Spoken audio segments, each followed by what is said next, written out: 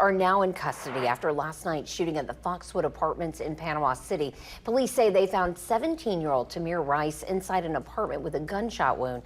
Emergency responders tried to save him, but he died at the scene. News Channel 7's Isabella Benhumea spoke with Captain Chris Nickel today about how this investigation shifted from what officers were first told. She has the details.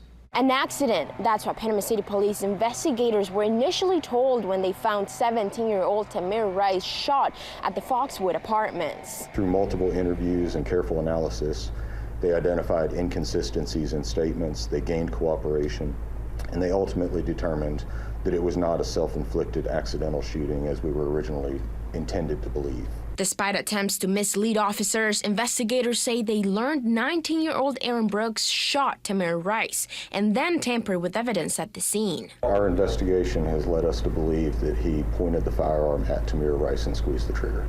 Captain Chris Nichols says 17-year-old Javante Russ not only tried to cover up the homicide with false information, but he also made the 911 call. Police later found Brooks after he left the scene. There was a pattern of reckless and dangerous behavior taking place before the shooting, involving all three of those subjects as well as some other parties that we have identified. They took part in illegal drug use and they recklessly handled the firearm that was used in this incident for the hours leading up to it. Captain Nichols says both suspects knew the victim, but a motive has not been determined. 8 people were inside the apartment at the time and all were questioned by investigators. I also want to thank the members of the community who came forward during the investigation with information.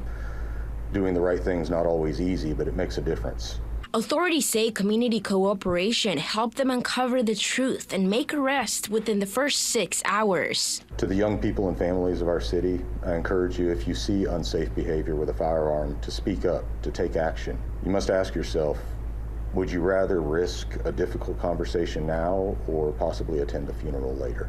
Captain Chris Nichols says that just because the crime scene has been cleared and arrests have been made doesn't mean their work has finished. Officers will continue their investigation to obtain every piece of evidence possible. In Panama City, Isabella Benhumea, News Channel 7.